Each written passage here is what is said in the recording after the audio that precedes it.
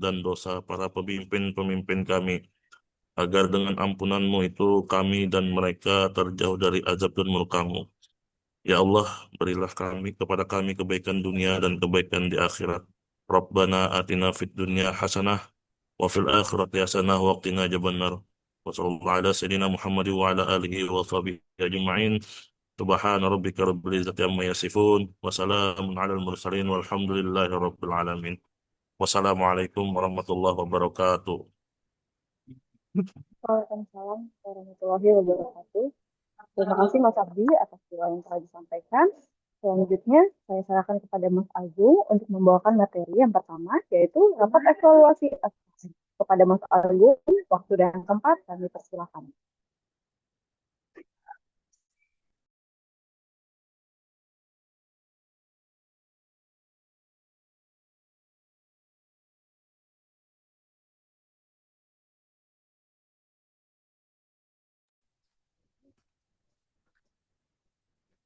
Mohon izin.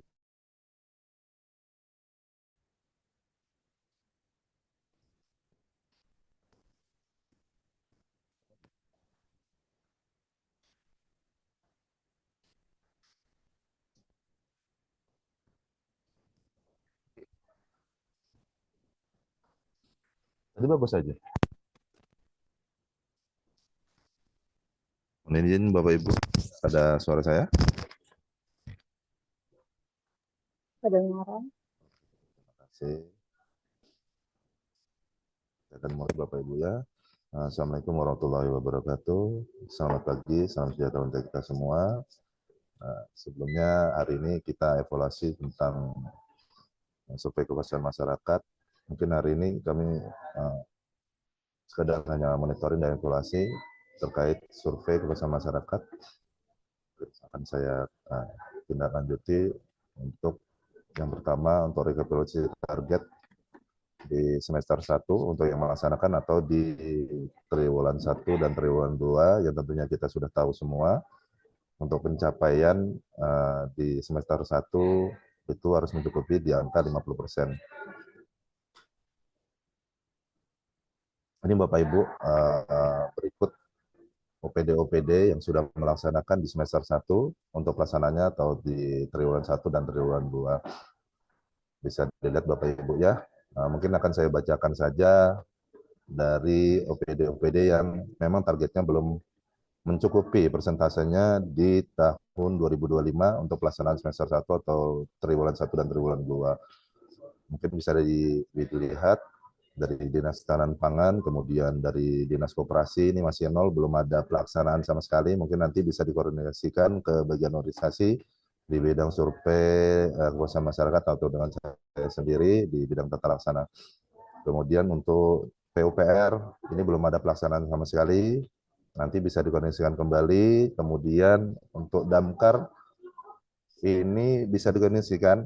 Yang pertama, ini ada yang tanda hijau dari BPBD, kemudian dari Distrik Capil, mungkin nanti bisa dikoordinasikan kembali, karena untuk semester 1, harusnya itu masih capaian di angka 50%, karena di 100% itu angkanya di bulan November atau bulan Desember, di akhir laporan nanti bisa dikoordinasikan kembali terkait target dan capaiannya.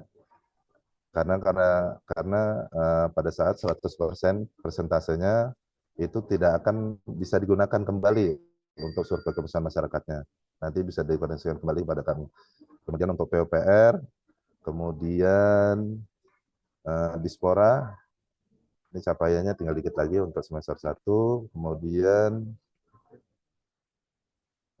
PTSP, ini untuk menjadi perhatian.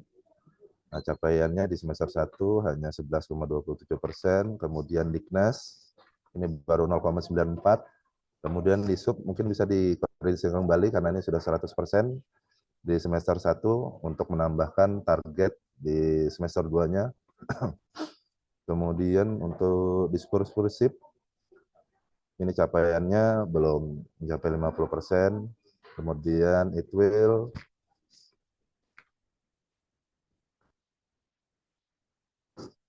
itu untuk badan dinas ya Bapak Ibu. Untuk di kecamatan ini Kecamatan Palaran belum capainya belum sampai 50%. Kemudian Kecamatan Samarinda, Sungai Kunjang, Kelurahan Air Hitam, Kelurahan Air Putih, kemudian Bantuas, Kelurahan Baka, Budaya Pampang, Bukit Pinang, Gunung Kelua, Dadi Mulia, Kelurahan Jawa, Kelurahan Kasamulu, Lobahu, dan Lobakung untuk menjadi perhatiannya untuk persentase di semester 1.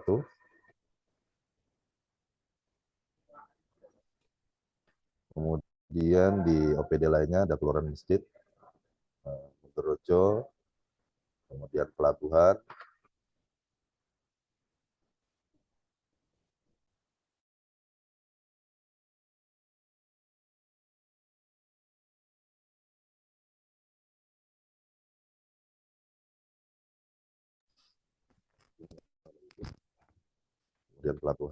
kemudian Pulau Atas,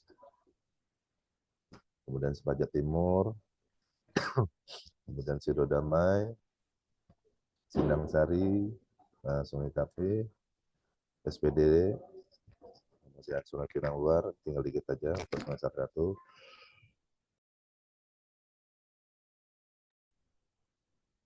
Kemudian saya lanjut di OPD lainnya, Tani Aman, kemudian TLU, Temendung Permai, Kelurahan Tenun, capaiannya belum sampai 50% untuk semester 1, tentunya menjadi perhatian.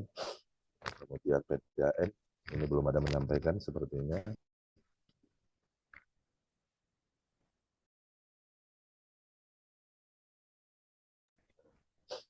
Untuk wilayah Bapenda, ini ada OPTD Bapenda wilayah 2, mungkin bisa dikoordinasikan nanti di bidang tata laksana, kemudian OPTD instalasi farmasi kesehatan, kemudian Lapesda, meteorologi, pasar pagi nanti mungkin bisa koordinasi untuk capaian targetnya untuk di semester 2 seperti apa.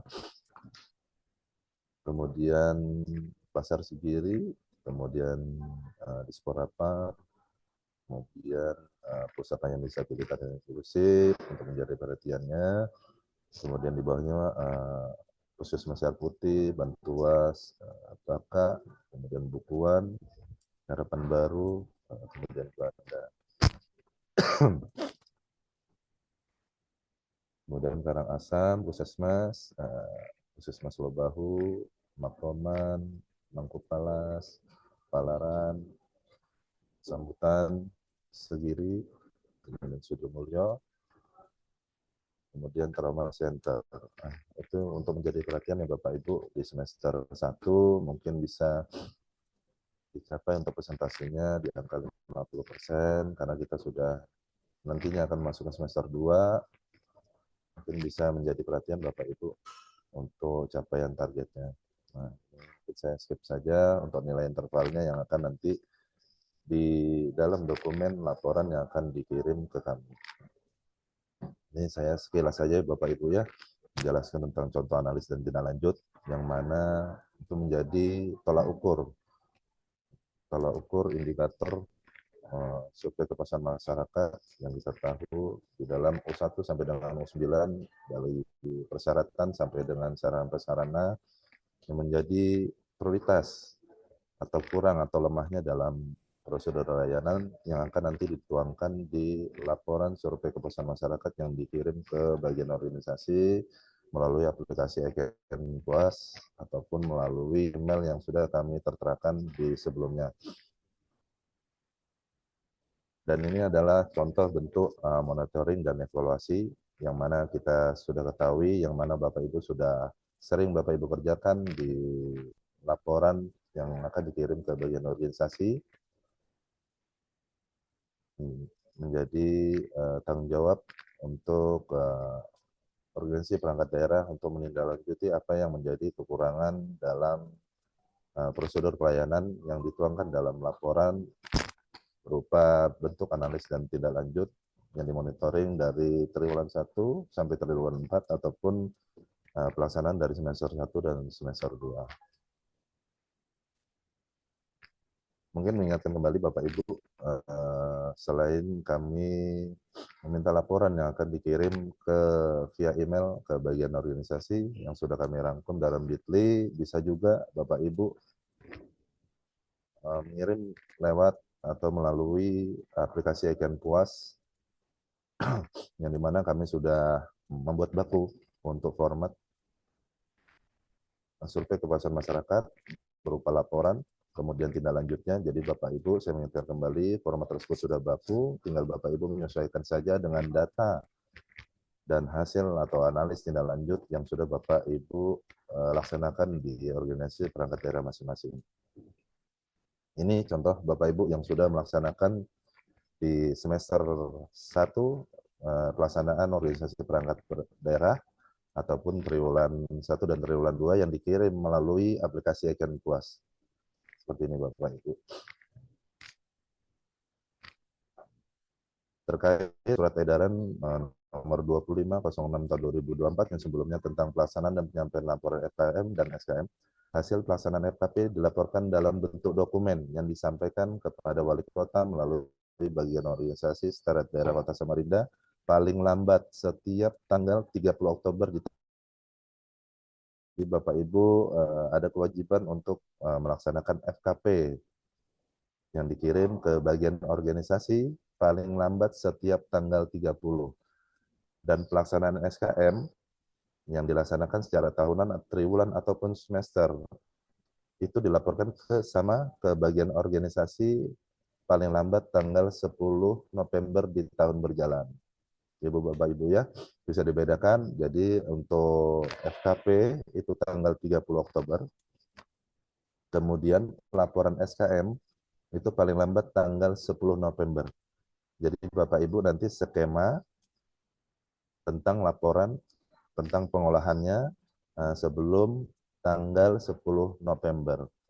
Yang mana nanti akan dikirimkan ke website kami atau alamat yang sudah kami terterakan di layar Bapak Ibu di new.com/laporan SKM dan FKP.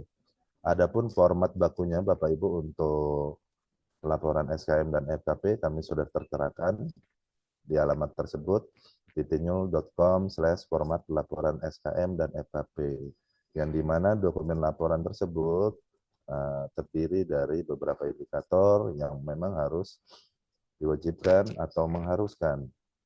Dokumen tersebut berisi berita acara yang ditandatangani, kemudian salinan daftar hadir, surat undangan kegiatan, foto kegiatan, kemudian dokumen laporan hasil tindak lanjut FKP.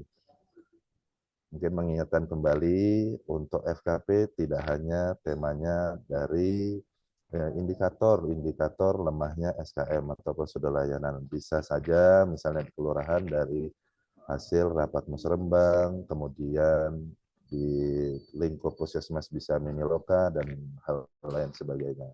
Yang penting indikatornya memenuhi syarat untuk pelaporan FKP. Mungkin itu saja yang bisa saya sampaikan untuk evaluasi dari pelaksanaan SKM dan tentunya FKP di tahun 2025. Untuk itu saya ucapkan wabillahi taufiq wal hidayah. Assalamualaikum warahmatullahi wabarakatuh. Waalaikumsalam warahmatullahi wabarakatuh. Terima kasih atas pemaparan materinya yang baik oleh Mas Aziz. Selanjutnya kita akan masuk ke materi yang kedua, yaitu materi sosialisasi implementasi sistem kerja pada perangkat daerah. Materinya akan dibawakan oleh Mas Rizky. Waktu dan tempatnya saya persilakan kepada Mas Rizky.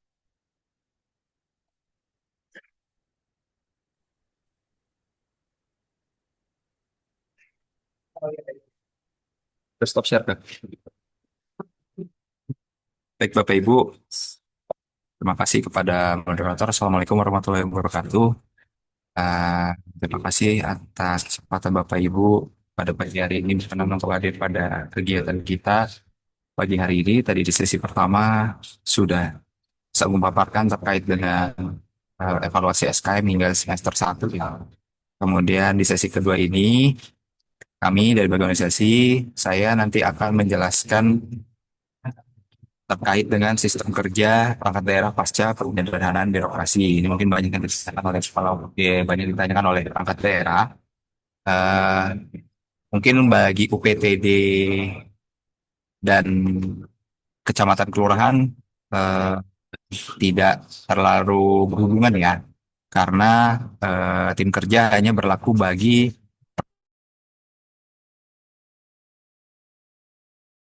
penyederhanaan birokrasi. Itu kalau kami petakan ada 28 perangkat daerah di luar Satpol PP dan Dinas Pemadam Kebakaran. Itu ada 28 perangkat daerah yang mengalami penyetaraan birokrasi, sehingga fungsi subkoornya nanti digantikan dengan tim kerja. Tapi tidak apa-apa, kecamatan kelurahan dengan mereka mungkin bisa menyimak, karena tim kerja yang sudah jadi struktural itu sudah jadi satu tim kerja juga. Nah, itu saya jadi share screen ya.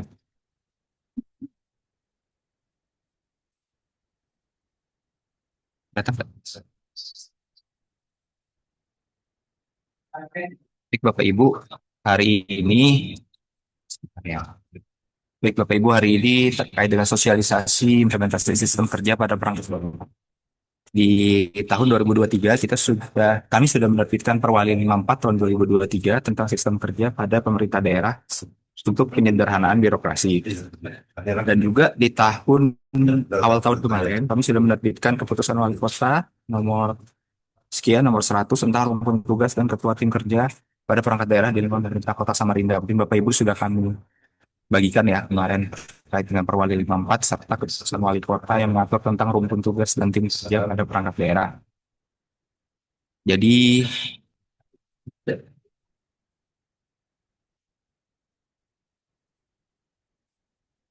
bentar, bentar. Oke. Ah, Sudah. Udah. Jadi Bapak Ibu, hari ini kita akan membahas terkait dengan Perwali 54 tahun 2023, kemudian ada juga surat Sekda. Kalau tidak salah kami pernah terbitkan itu di tahun 2024 terkait dengan usulan ketua tim kerja. Kemudian ada juga SK Wali Kota yang nomor 100 itu terkait dengan rumpun tugas dan nama-nama ketua tim. Kemudian surat edaran sekretaris daerah yang baru kami terbitkan ini mengatur tentang mekanisme perubahan rumpun tugas, perubahan ketua tim, mekanismenya, kemudian penetapan SK tim kerja dan penyampaian SK kepala perangkat daerah. Itu Bapak Ibu. Jadi latar belakangnya saya sedikit tarik ke belakang. Jadi penyederhanaan birokrasi itu masih berkesesuaian ya dengan arahan Presiden terkait reformasi birokrasi, yaitu yang pertama responsivitas birokrasi. Jadi birokrasi lebih responsif, kemudian reformasi pelayanan publik agar pelayanan publik yang lebih efisien dan transparan. Kemudian di tahun 2022 juga itu Kementerian Pan RB telah menerbitkan Permen Pan RB nomor 7 tahun 2022 tentang sistem kerja pada instansi pemerintah untuk penyediaan birokrasi. Mungkin ini di tahun-tahun kemarin sudah pernah kami sosialisasikan juga. Namun terkait dengan implementasinya mungkin baru di tahun ini seperti itu. Kemudian penyesuaian tim sistem kerja itu maksud dan tujuannya yang pertama mungkin Bapak Ibu bisa baca sendiri, mewujudkan proses kerja yang efektif dan efisien, memastikan pencapaian tujuan strategi dan kinerja organisasi, maksimalkan pemanfaatan sumber daya manusia dan memaksimalkan pemanfaatan teknologi informasi dan komunikasi. Kemudian Bapak Ibu, bagaimana pelaksanaan tugas pasca penyederhanaan birokrasi? Yang pertama, pejabat fungsional dan pelaksanaan mengutamakan pencapaian target kinerja pada unit organisasi yang berkedudukan. Kedua, pelaksanaan tugas pejabat fungsional dan pelaksanaan priorisasi merupakan bagian dari pelaksanaan tugas yang mencerminkan tingkat prioritas rendah. Artinya, fungsional dan pelaksana yang bekerja pada unit organisasi lain, bukan unit organisasi yang berkedudukan, itu prioritas kinerjanya rendah. Jadi yang diutamakan itu prioritas dari unit kerja yang berkedudukan di tempat mereka, seperti itu.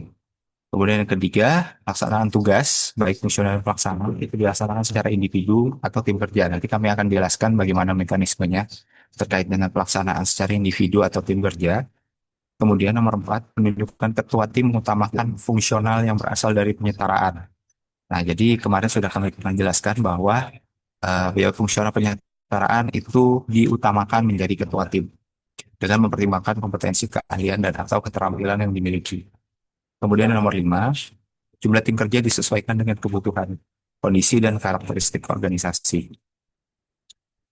Nomor 6, Jika terdapat anggota tim yang berasal dari lintas unit atau lintas instansi, diutamakan ketua timnya berasal dari unit organisasi pemilik kinerja. Jadi Bapak Ibu kalau bikin tim kerja, itu ketua tim kerjanya diutamakan dari yang punya kinerja. Artinya, misalkan kami dari bagian organisasi buat tim kerja, maka ketua tim kerjanya diutamakan dari bagian organisasi sendiri, bukan dari instansi lain yang terlibat.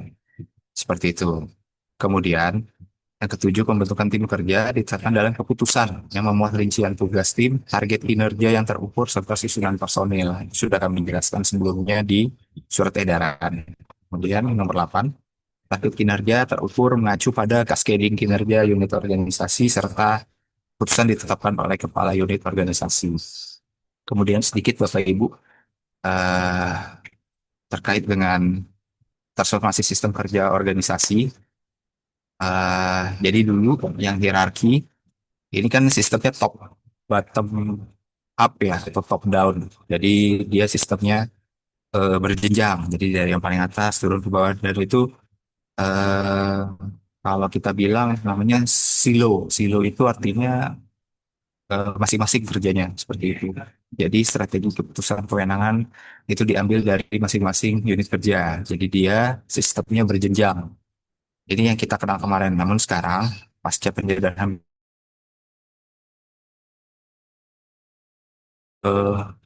organisasinya diharapkan adalah lebih lincah atau agile.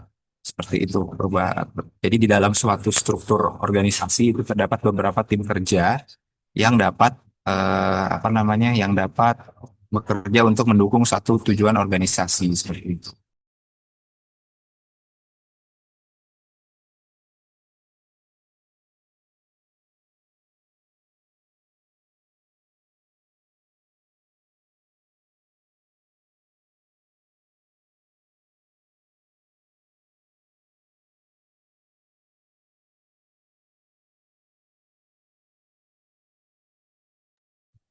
Struktur organisasi sekarang, oh maaf, yang struktur organisasi pasca pendidikan birokrasi itu struktur organisasi dengan peta jabatannya berbeda. Jadi kalau di dalam struktur organisasi itu menurut Permen kelompok JF dan pelaksana itu berada kelompok JF terutama itu berada di bawah kepala perangkat daerah. Sedangkan untuk peta jabatan JF itu berada di masing-masing bidang menyesuaikan jenjang jenjang JF-nya. Misalkan kalau kepala bidang itu kan kelas 11 ya. Jadi yang boleh JF di bawah kepala bidang itu hanya kelas jabatan yang di bawah kelas 11. Contoh misalkan eh, GF yang memiliki kelas 8, 9, 10. Misalkan di inspektorat itu ada Irban. Ya, Irban itu kan kelas 11 ya. Berarti yang boleh di bawah Irban tersebut hanya auditor pertama dan auditor muda. Sedangkan untuk auditor media itu kan sudah kelas 12 ya. Artinya kelas jabatannya sudah di atas Irbannya itu wajib di bawah inspektur seperti itu. Jadi peta antar struktur organisasi dan peta jabatan itu berbeda pasca penyederhanaan birokrasi. Kemudian ini terkait dengan pembagian peran dalam sistem kerja. Jadi di dalam satu organisasi kita punya namanya pimpinan unit kerja. Itu di bawahnya ada JF dan kemudian ada juga pejabat pemilik kinerja seperti struktur organisasi sekarang. Cuman memang di bawahnya pejabat pemilik kinerja atau pejabat penilai kinerja itu ada beberapa squad team. Jadi terkait dengan squad team, itu misalkan contoh di sekretariat, itu ada squad team yang sifatnya administrasi, dia punya ketua dan anggota. Kemudian di bawah yang teknis, di bidang teknis, di bawah bidang, misalkan itu ada squad team yang sifatnya teknis. Dia juga punya ketua dan anggota. Nah, itu terdiri dari beberapa squad team. Jadi tidak ada lagi yang namanya eselon 4 pasca penyederhanaan birokrasi itu. Jadi hanya ada tim kerja saja. Seperti itu Bapak Ibu.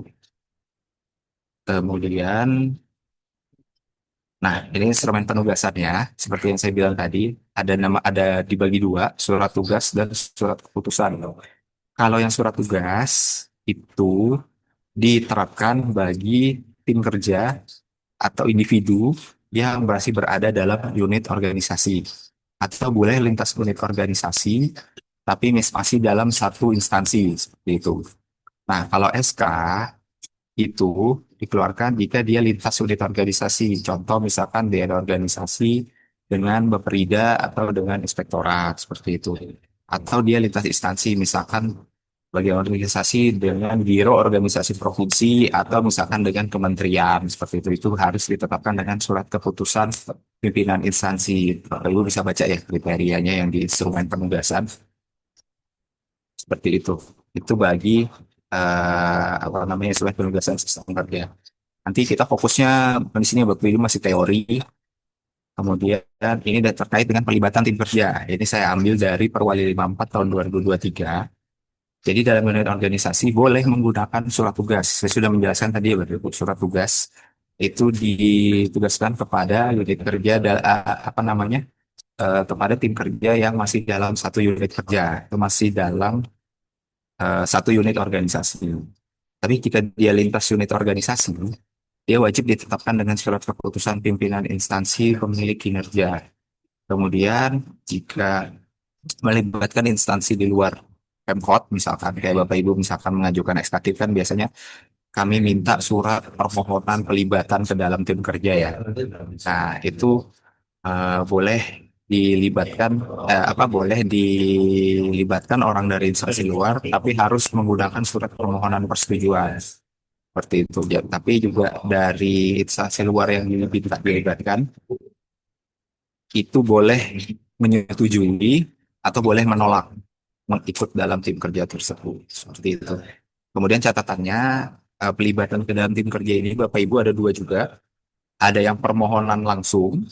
Permohonan itu kayak kita buat surat permohonan ke luar instansi minta untuk terlibat ke dalam tim kerja. Itu yang pertama, seperti biasa.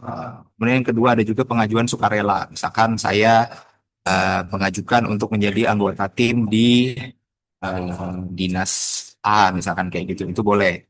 Jadi permohonan dari instansi yang pertama, kemudian yang kedua pengajuan dari JF atau pelaksananya. Seperti itu ya, skema terkait dengan pelibatan sistem kerja. Ini alur-alurnya mungkin Bapak Ibu baca sendiri aja ya.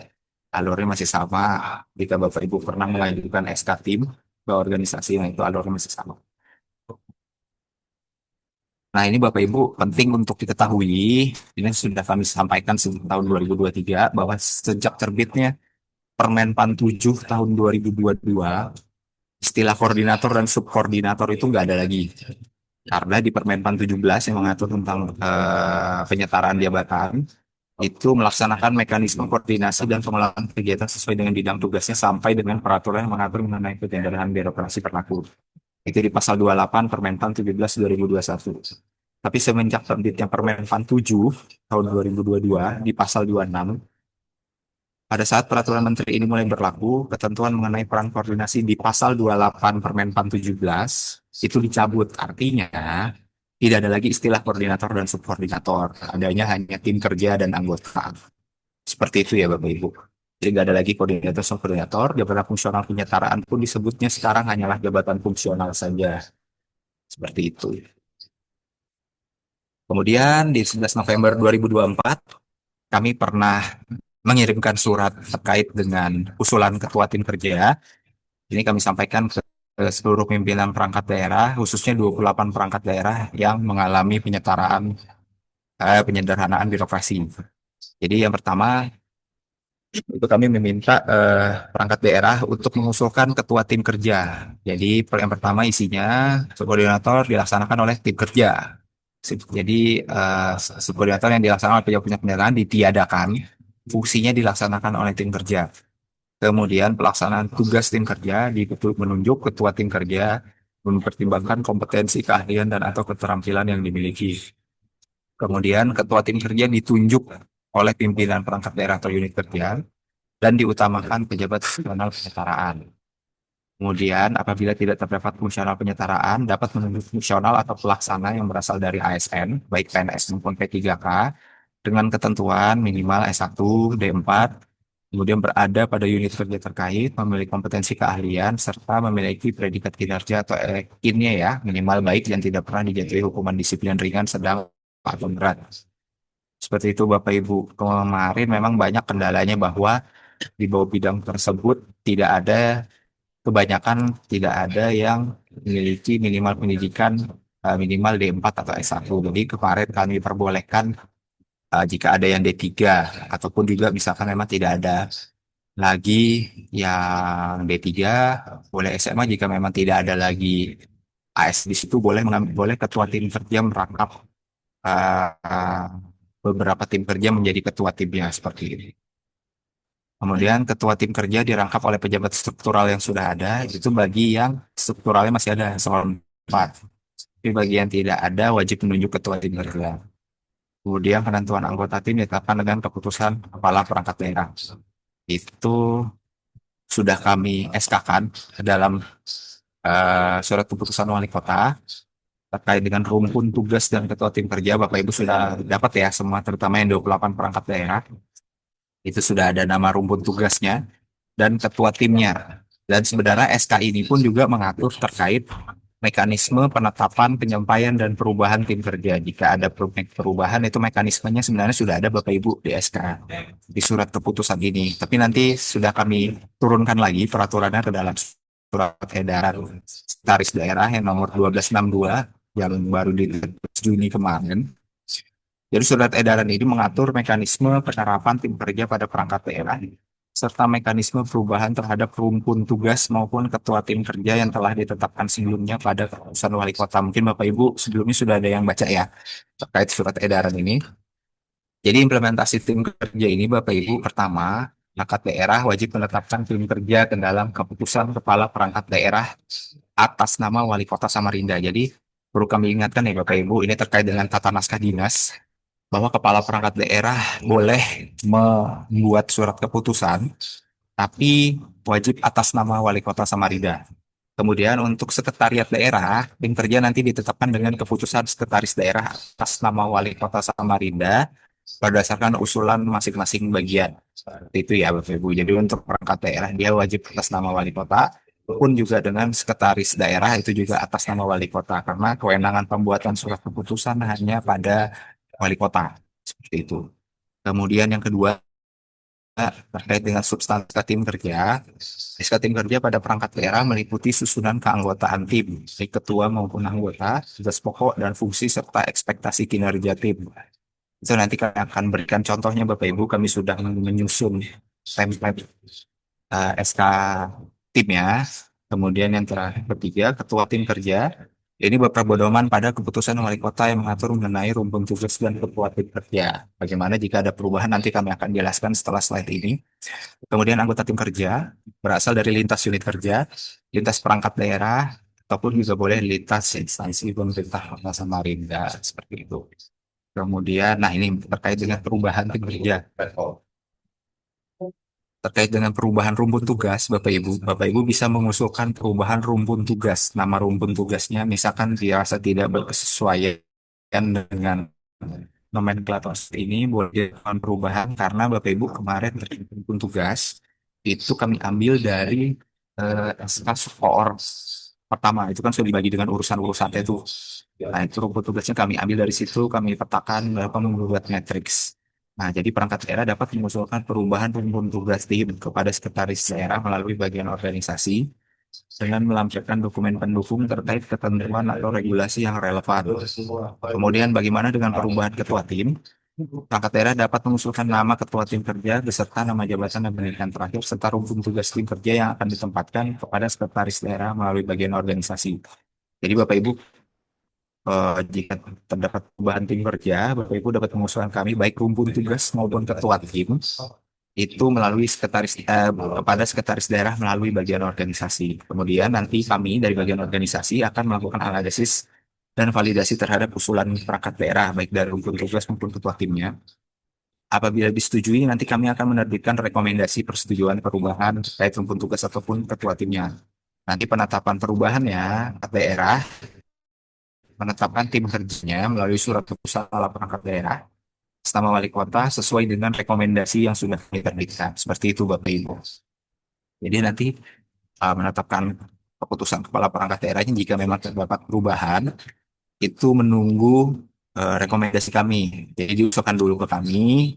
baru nanti kami terbitkan rekomendasi. Nah, rekomendasi itu nanti dipakai untuk melakukan penetapan tim kerja sesuai dengan rekomendasi yang sudah kami terbitkan. Nah, ini formatnya Bapak Ibu.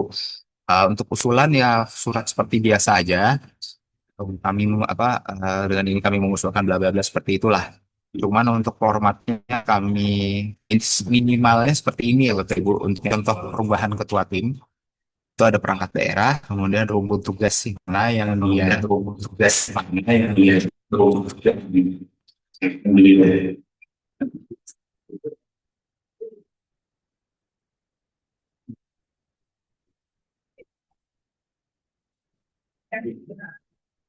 tugas mana yang ya kan? Ini koneksi ya.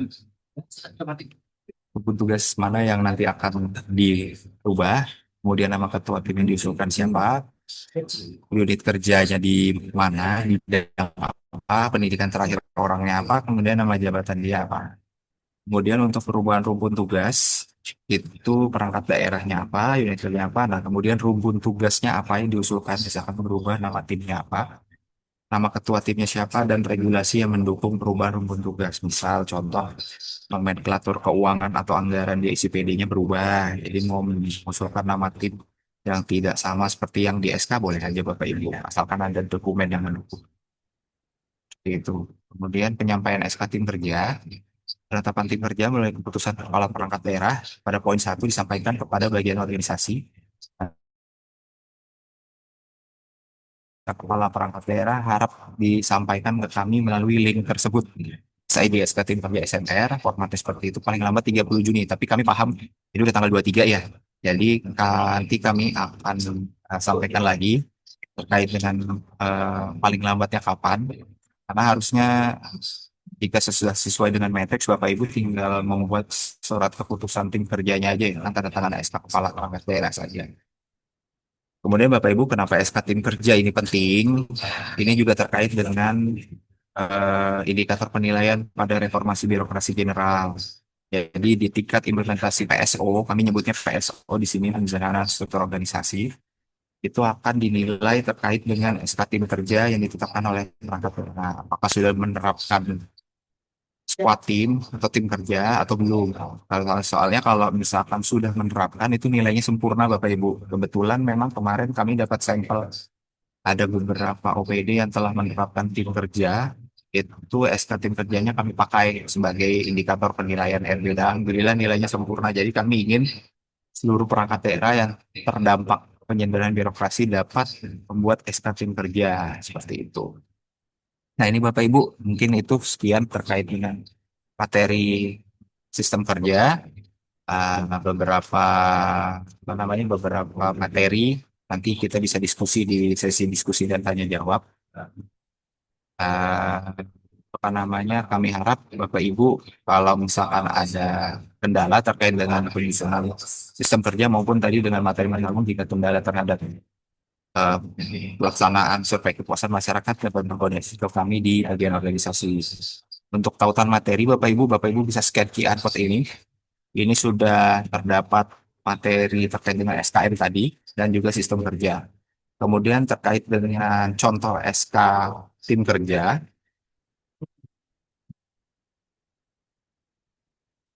sebentar ya Bapak Ibu, saya lihatkan contohnya terkait dengan pembuatan SK tim kerja.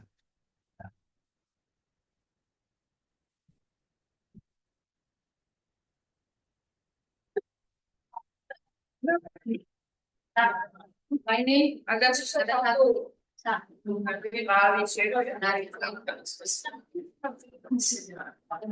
Kelihatan ya.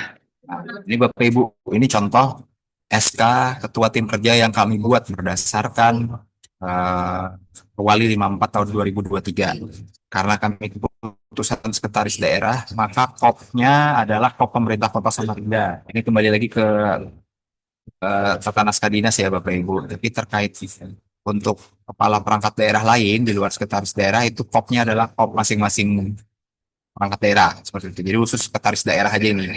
Kalau menerbitkan keputusan yang atas nama wali kota, dia wajib untuk pemerintah Kota Samarinda. Ini saya ambil contoh keputusan sekretaris daerah nomor berapa tentang pembentukan tim kerja di lingkungan ini contoh ya saya Bapak Ibu di lingkungan bagian organisasi walaupun di lingkungan Setda nanti itu akan dijadikan satu semua timnya. Kemudian ini nimbangnya kelancaran pelaksanaan tugas-tugas. Kemudian di mengingatnya itu eh, dasar hukumnya Undang-Undang ASN, Undang-Undang 20 tahun 2023, Permen 7 tahun 2022, kemudian SOTK Sekretaris Daerah, itu nanti disesuaikan Bapak Ibu, SOTK apa namanya, SOTK Bapak Ibu sekalian, perangkat daerahnya itu di mana. Kemudian Perwali 54 tentang penyederhanaan birokrasi. Kemudian yang terakhir, keputusan wali kota terkait rumpun tugas dan ketua tim kerja. Kemudian memutuskan membentuk tim kerja di lingkungan bla bla bla bla bla dengan susunan sebagaimana tercantum dalam lampiran. Ini ketua tim, tugas ketua tim dan tanggung jawab serta tugas anggota timnya ini sudah baku ya Bapak Ibu. Nanti kami mengikuti Perwali 54 tahun 2023. Nanti yang berbeda adalah pada saat di lampiran.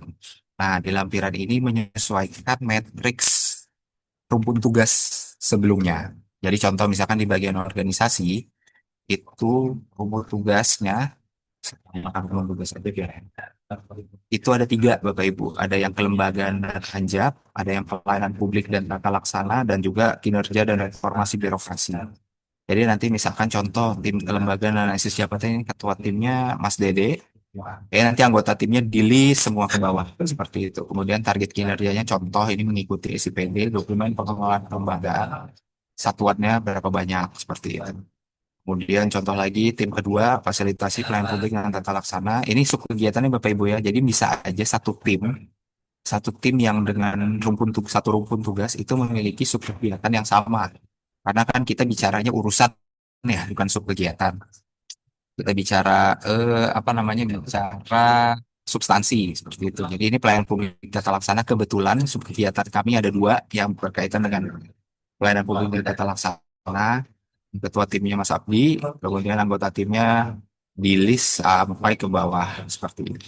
Kemudian untuk target kinerja dan satuannya ini boleh disesuaikan dengan Renstra, disesuaikan dengan perjanjian kinerjanya atasan langsung, seperti itu. Karena kan fungsi support kan gak ada lagi ya, jadi sekarang digantikan oleh ketua tim kerja. Kemudian lanjut lagi, eh, tim yang ketiga itu ada tim kinerja dan reformasi birokrasi. Itu subkegiatannya kebetulan ada dua juga terkait dengan RB dan Sakit. Ketua timnya saya, kemudian anggota timnya siapa siapa siapa itu di list sampai ke bawah. Seperti itu Bapak Ibu. Jadi kemungkinan untuk batang tubuh keputusannya itu hampir sama. Mungkin yang berbeda hanya di tabel tim kerja yang di bawah. Seperti itu. Nanti ini sudah kami share juga ya Bapak Ibu. Ada di link yang tadi saya sampaikan di mana namanya di paparan.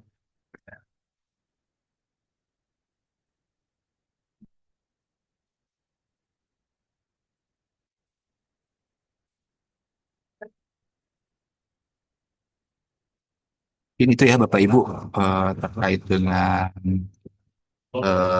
apa namanya implementasi sistem kerja. Nanti kita akan tanya jawab di sesi diskusi mungkin ya. Selanjutnya saya kembalikan ke moderator. Silakan Mbak Silvi. Ya, terima kasih Mas Rizky atas materi yang telah disampaikan. Tadi sudah jelas sekali materi yang disampaikan bahwa Sukor sudah tidak ada, tapi diganti sama tim kerja. Selanjutnya kita akan masuk di sesi tanya jawab. Sesi tanya jawab boleh mengisi kolom chat maupun raise hand. Sesi pertama saya berikan kepada dua orang penanya yang mau diskusi tanya jawab. Silahkan pada Bapak Ibu, atau boleh bertanya melalui kolom chat juga boleh.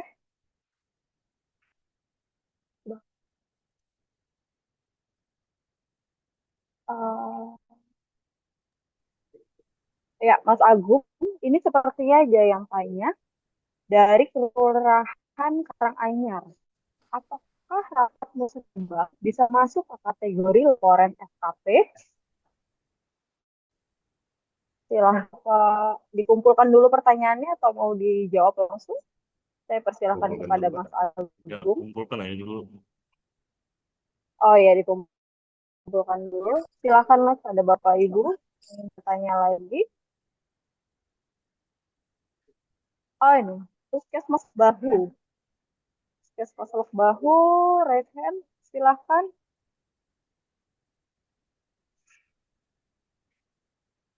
Kami persilakan kepada Puskesmas Lebak Bahu. Mic-nya dikunci itu. Assalamualaikum. Oh iya. Udah terdengar suaranya, Pak? Iya. Ya, terima Iya, kasih sudah atas terdengar. kesempatannya. Assalamualaikum warahmatullahi wabarakatuh. Saya dari Puskesmas Lok Bahu ingin menanyakan terkait tadi ratapan tahun 2025 ya, Pak. Ini tarikan datanya di tanggal berapa ya, Pak? Karena tadi di kami saya lihat di rekapan itu 314 di angka 41,87%. Tadi sudah kami cek kembali di tim kami sudah di angka 384. Jadi sudah alhamdulillah 50% untuk di target semester ini. Yang kedua, terkait tindak lanjutnya, Pak. Jadi kalau yang tadi dipresentasikan kan kita masih bisa melihat evaluasi dari sisi mana yang kemudian kurang ya, yang kemudian kita bisa perbaiki.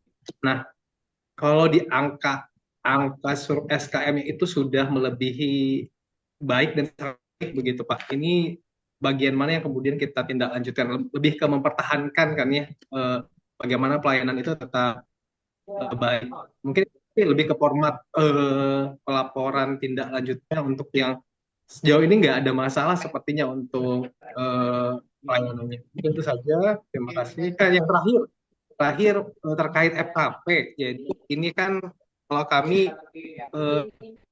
lalu Udah sama si karena ada 4 Pak. Jadi gabungkan FKP itu dalam satu kegiatan bersama karena kegiatan orang-orang yang diundang kan juga sama Pak. Jadi orang kecamatan, orang kelurahan. Dalam hal ini kemungkinan sih akan mengadakan kegiatan yang bersama lagi gitu. Jadi FKV kecamatan Sungai Kunjang dengan juga bahasan yang kemudian kemungkinan sama gitu dari puskesmas. Kira-kira bagaimana? Itu saja. Terima kasih. Wassalamualaikum warahmatullahi wabarakatuh. Waalaikumsalam. Waalaikumsalam warahmatullahi wabarakatuh. Terima kasih atas pertanyaan yang telah disampaikan. Ada satu lagi pertanyaan, Mas Agung, mungkin ini dari Damkar Samarinda.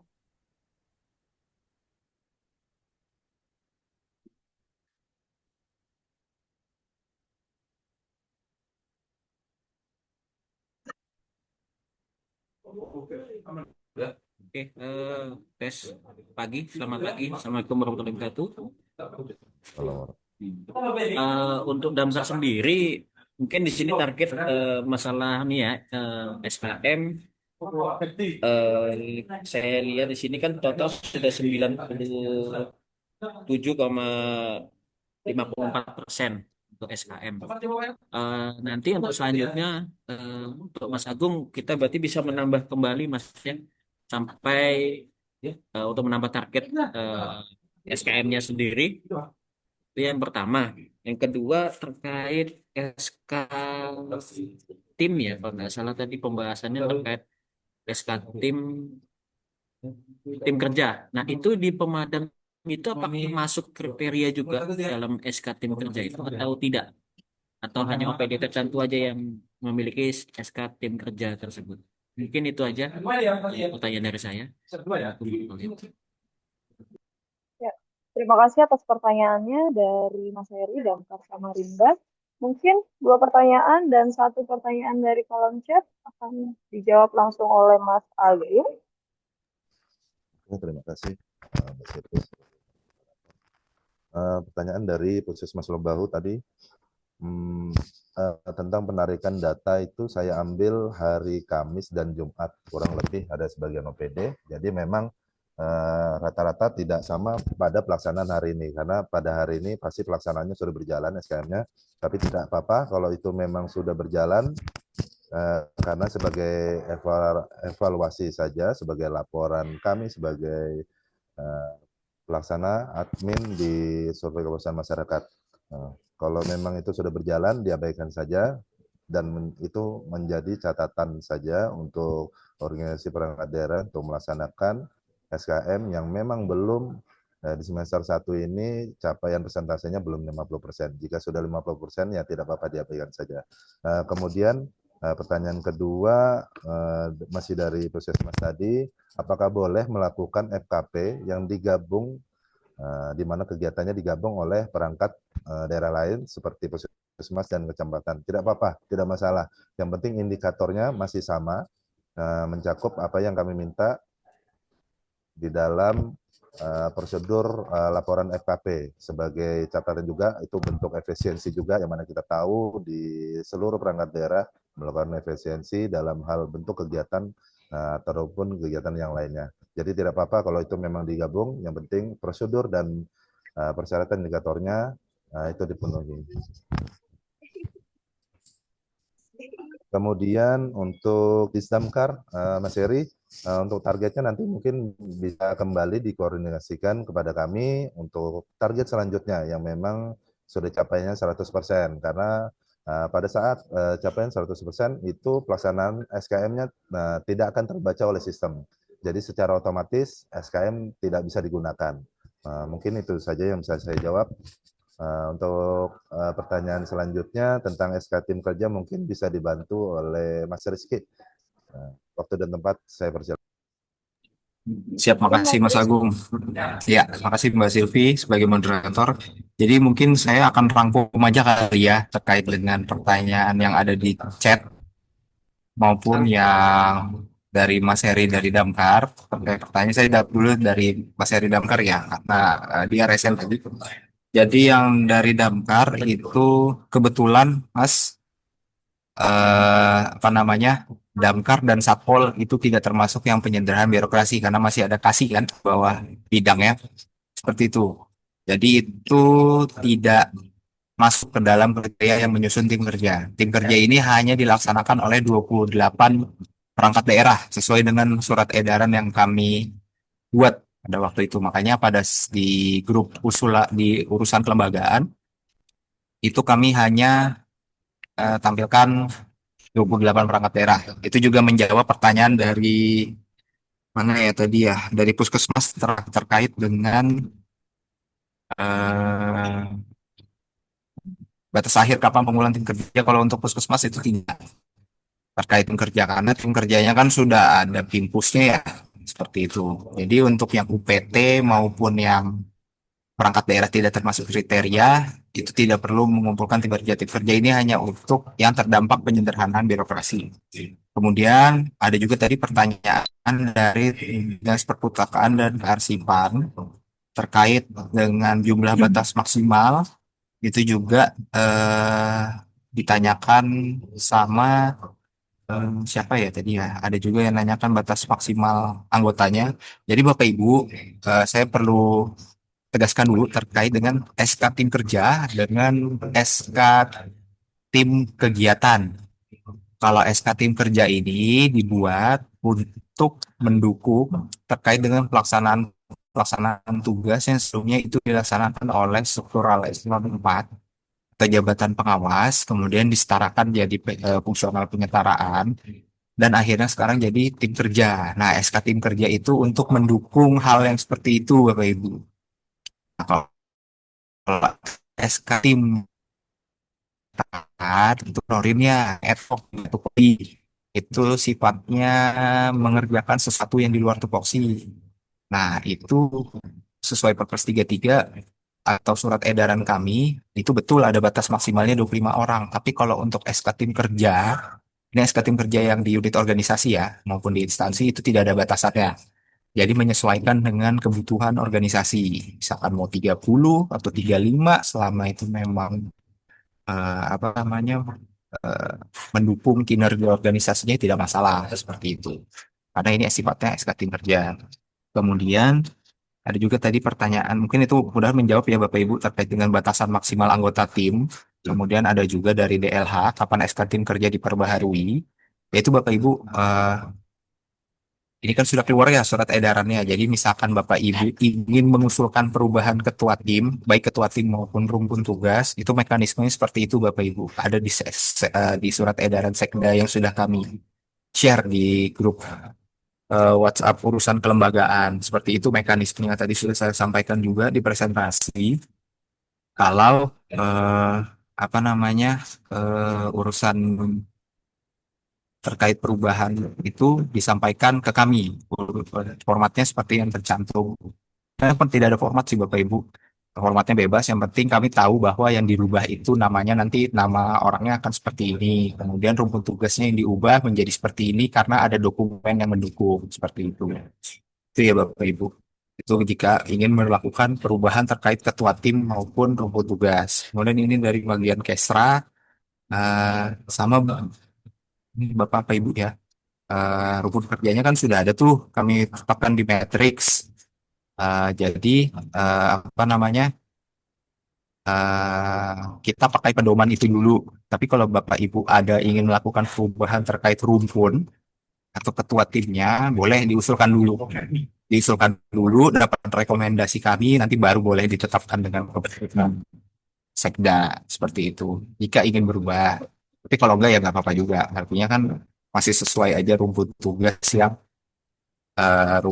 yang di SK 100 itu seperti itu. Kemudian ada juga ini terkait apakah Kasubag umum diperbolehkan masuk tim kerja di kegiatan rutin. Kegiatan rutin itu kan pemilik kinerjanya Kasubag umum ya. Ya ketua timnya otomatis Kasubag umum gitu. Jadi dia udah pasti masuk tim kerja sebagai ketua tim. Apakah boleh masuk di tim lain? Ya boleh-boleh aja sebagai anggota misalkan. Tapi eh, sebagai tim kerja pada urusan administrasi yang sifatnya sekretariatan, ya dia pasti ketua tim seperti itu. Jadi nggak perlu bingung Bapak Ibu, struktural itu udah pasti ketua tim. Tapi apakah tim kerja lain? Ya. Kemudian yang terakhir, eh,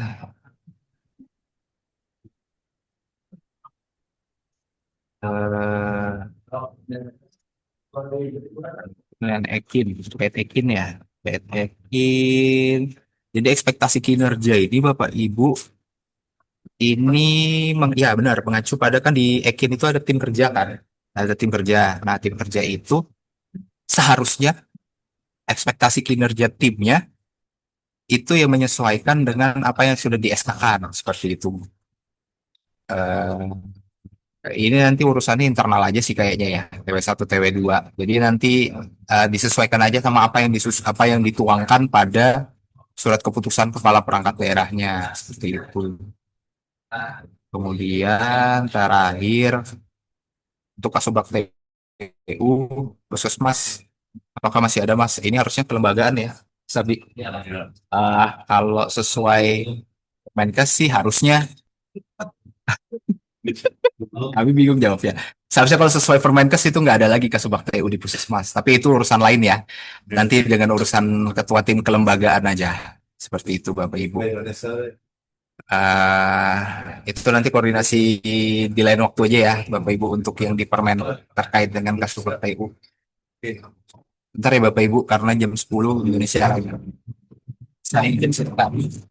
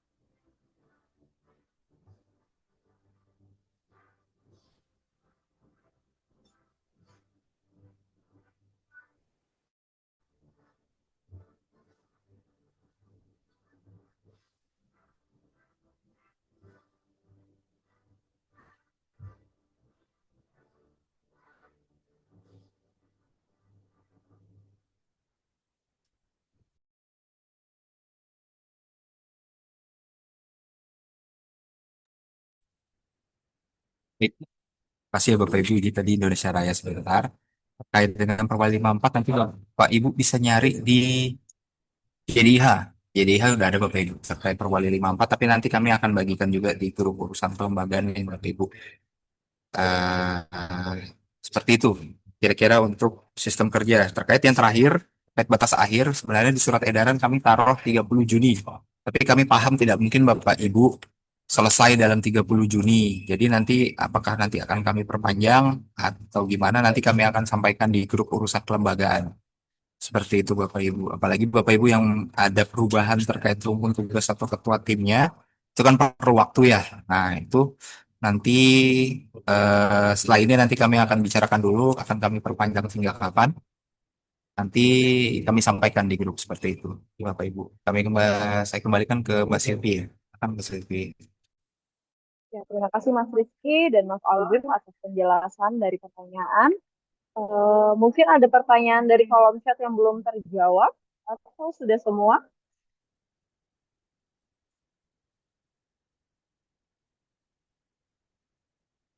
Izin Mas Agung, ada pertanyaan dari Rohana dari Puskesmas Temindung. Mau tanya, apa untuk laporan FKP dilaporkan sekian hasil SKM 2025 atau cukup SKM semester 1? Mungkin ini tadi belum terjawab, Mas.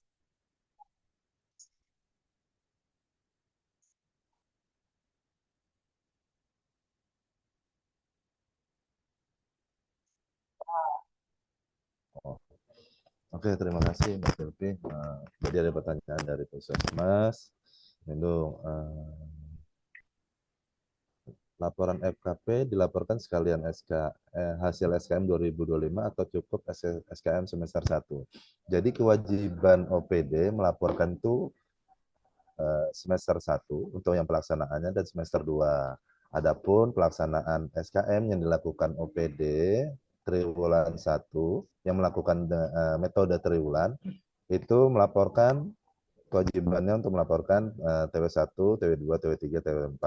Nah, perbedaannya untuk pelaksanaan OPD yang melakukan SKM di semester 1 itu kewajiban untuk melaporkan SKM-nya di semester 1, kemudian di semester 2. Adapun itu bagaimana pelaporannya ya silahkan melalui aplikasi Ikan Puas. Apakah itu harus di semester 1? Tidak harus. Yang penting kami minta nanti paling lambat sebelum tanggal 10 November untuk SKM itu kami data laporan sudah kami terima untuk pelaksanaan laporan yang dilakukan OPD di semester 1 dan semester 2. Kemudian yang dilakukan pelaksanaan SKM-nya oleh OPD yang dilaksanakan TW1 dan TW4. Ada lagi, Mas Silvi?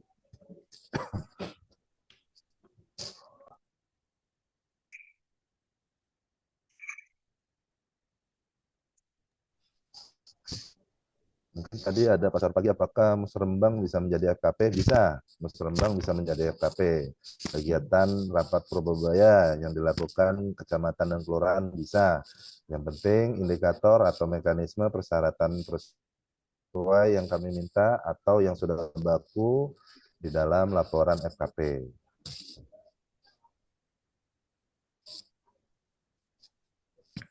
Saya kembalikan ke moderator, Mbak Silvi. Terima kasih. Terima kasih Mas Agung atas penjelasannya. Mungkin untuk pertanyaan sudah terjawab semua atau sudah terjawab penjelasan-penjelasannya? Atau ada yang ingin bertanya lagi, silakan mengajukan raise hand kepada Bapak Ibu. Supaya lebih jelas, boleh mengajukan raise hand.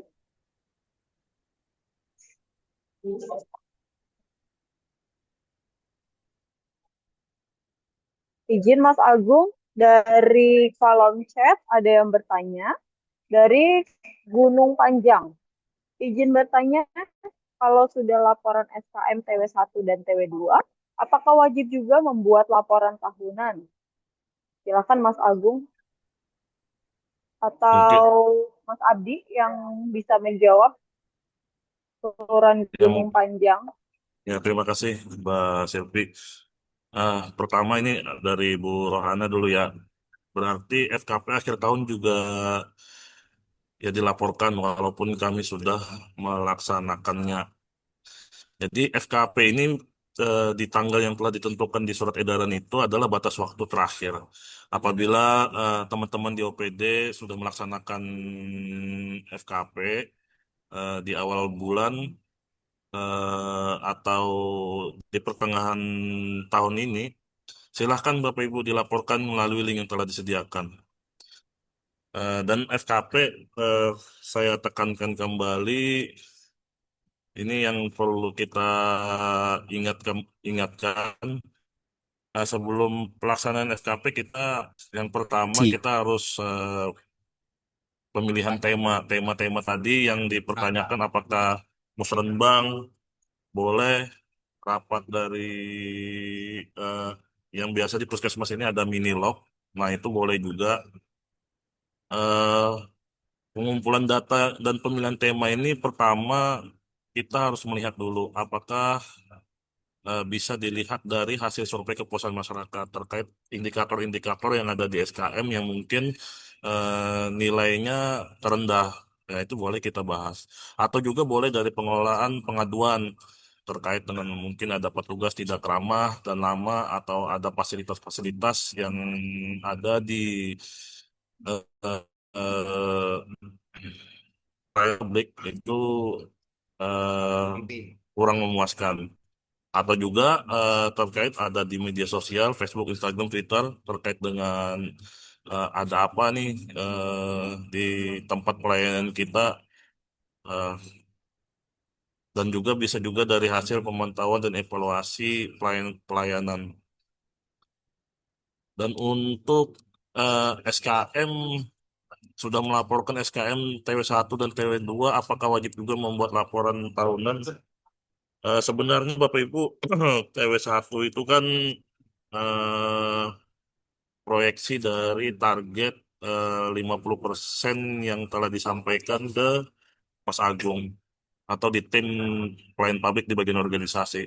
Dan TW2-nya harapan kita proyeksi yang 100% itu terpenuhi di TW2. Dan itu sebenarnya sama aja dengan membuat laporan tahunan.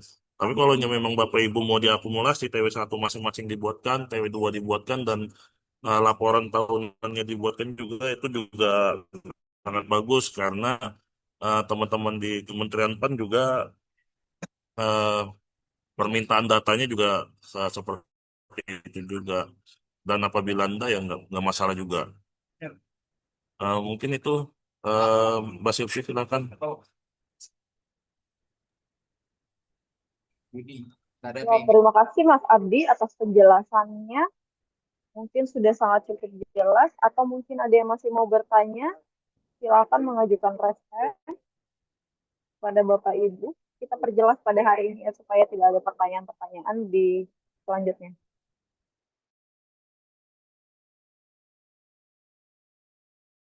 Untuk materi tadi yang punya Mas Rizky sudah di-share ya untuk materi. Untuk materi dari Mas Agung mengenai sosialisasi SKM nanti akan di-share melalui WA mungkin. Ya, ini adalah Ya, ini udah jadi untuk satu nih. materi.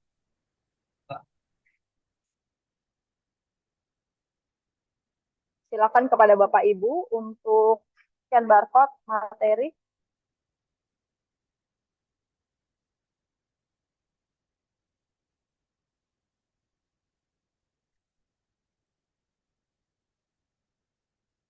Mas Rizky kayaknya sudah nggak ada yang bertanya nih, sudah jelas semua nih kayaknya.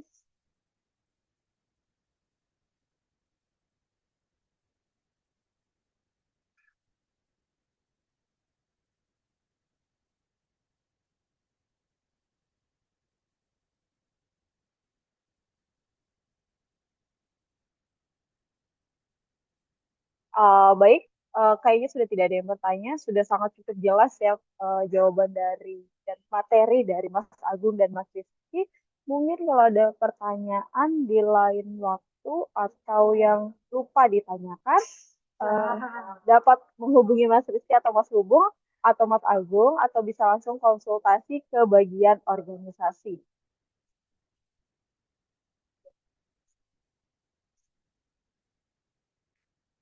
Jika sudah tidak ada pertanyaan lagi atau sudah sekian materi, eh, kegiatan pada hari ini kita cukupkan sampai di sini. Terima kasih atas waktunya Bapak dan Ibu. Sampai jumpa di lain waktu pada Zoom dan kesempatan lainnya. Terima kasih. Assalamualaikum warahmatullahi wabarakatuh.